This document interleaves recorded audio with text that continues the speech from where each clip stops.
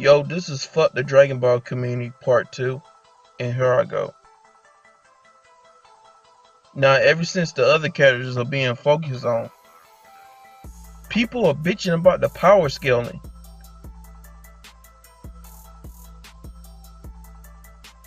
They say power scaling in Dragon Ball Super is broken.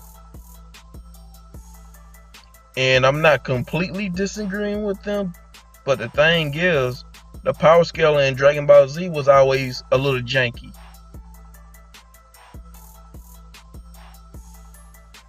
And don't get me wrong, I appreciate good power scaling, but at the same time, people should not put too much into it. This is what pisses me off to a degree, because at the end of the day, it's fiction. You cannot be 100% logical. You cannot 100% put logic into anime or fiction, because at the end of the day, it's fiction. Anything can happen. If Akira Toriyama makes it so, and I think some of the fans, and I think some of the fan base don't want to accept it, because they lack comprehension skills. People saying the whole key control thing is an excuse, and I call bullshit. Bullshit. How's the key control thing an excuse? I mean, these characters can lower their power levels down to 0 if they wanted to. And they can go from 0 to 100 real quick if they wanted to. Key control. How many years have you guys watched Dragon Ball Z? You know these guys can lower their power levels, so why is you guys even tripping? They can lower their power levels to the point that even a weaker character can fight against them. For a prime example, when Captain Ginyu changed bodies with Goku, like during the Ginyu Force Saga, Goku had a power level of 180, and when Ginyu switched bodies with him, his power level went down to 23,000. And even Gohan and Krillin was able to fight against Goku. And even Gohan and Krillin, which was weaker compared to Goku, was able to fight against Captain Ginyu. Was able to take on Captain Ginyu inside Goku's body. Now, I know the power skeletors will say, oh, Gohan and Krillin shouldn't be able to fight against Goku. Shouldn't be able to fight against Ginyu inside Goku's body. And I can give you more examples of key control and janky power scaling. Since the early Dragon Ball arcs, all you have to have is like a couple of hundreds to 1,000 difference in power. Then you can basically own or obliterate your opponent. I mean, look at the Namek Saga, Vegeta. When he had a power level of 24,000, Dodoria had a power level of 22,000. That's only like a 2,000 difference in power. And Vegeta completely owned and obliterated Dodoria. Even Zarbon and Vegeta had like 1,000 difference in power. And Vegeta still dominated Zarbon. But this changed over time. Now characters that are weaker can last longer in battle despite the gaps in power. And these examples are really for you power scalers, because people seem to think that Dragon Ball Super's power scale is broken. But the same people didn't acknowledge Dragon Ball Z's inconsistencies. And it kind of seems like the fan base is giving Dragon Ball Z a pass, but not Super. Okay. And some of you guys are even saying that strategy doesn't matter, which is bullshit. Because if someone apparently if someone has a higher power level compared to a other character with a lower power level, they should be able to end the fight in like 1 to 5 seconds. Which is true, but that's not how it always goes. That's not how it always works. Again, it doesn't always work that way for most of the time. Like, I give you logic tards and power scaling tards examples of your hypocrisy. When Raditz came to Earth and bitch slapped Krillin with his tail, Krillin's head should have been knocked out his shoulders. Because according to sources, Raditz had a power level of 1,200 and Krillin had a power level of 206. I mean, that bitch slap should have killed Krillin, according to some of you fans.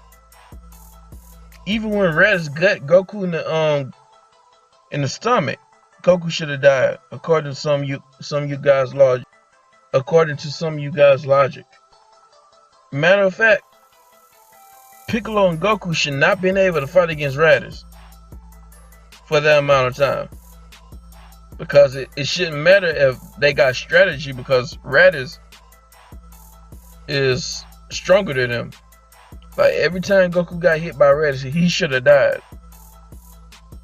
Because of the difference in power level. And here's the fucked up thing that people never notice, because I don't think people in the fan base ever noticed this. But you know, when Gohan got angry and attacked on Raditz, according to sources, Gohan had a power level of like around 700. And he damaged Raditz. He damaged a person with a power level over 1,000 with a power level of 700. But when Goku was charging up his Kamehameha, he had a power level over 900. And Raditz blocked it and it didn't even do any damage. You see the logic? You see the logic in that?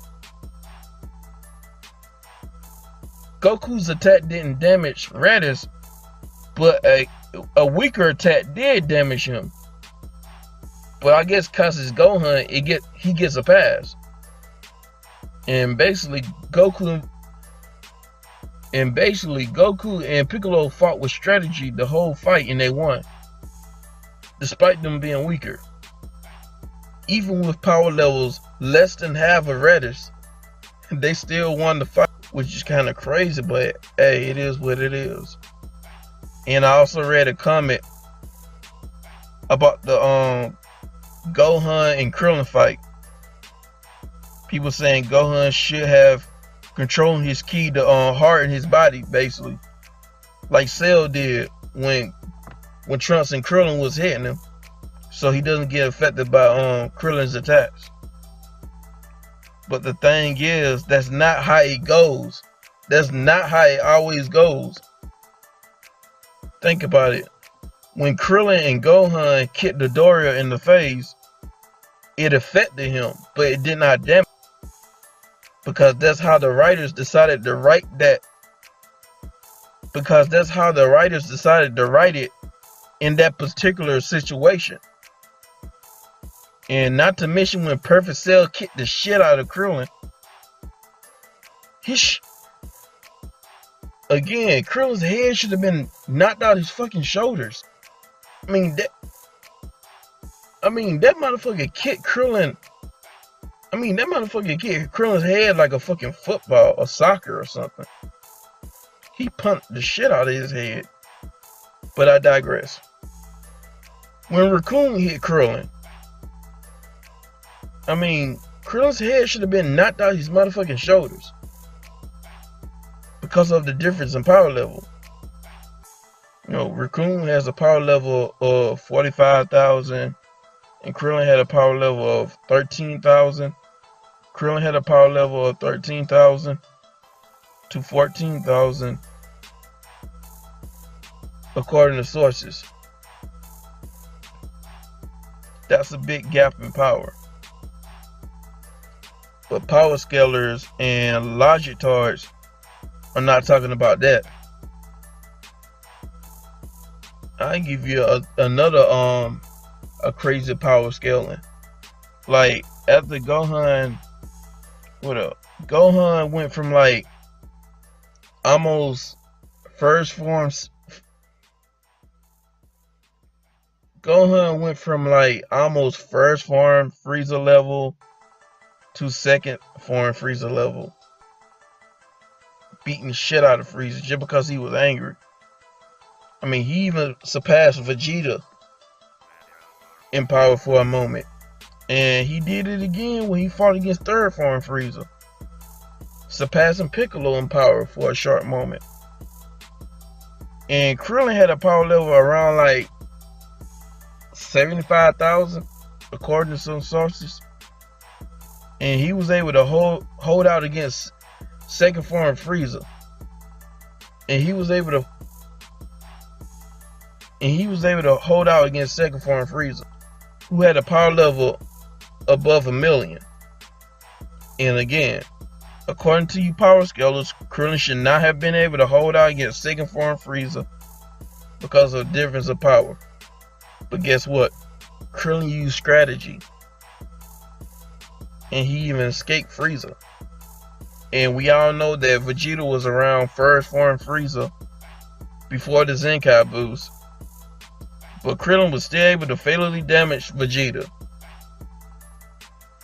because Vegeta lowered his power level to the point that even Krillin can damage him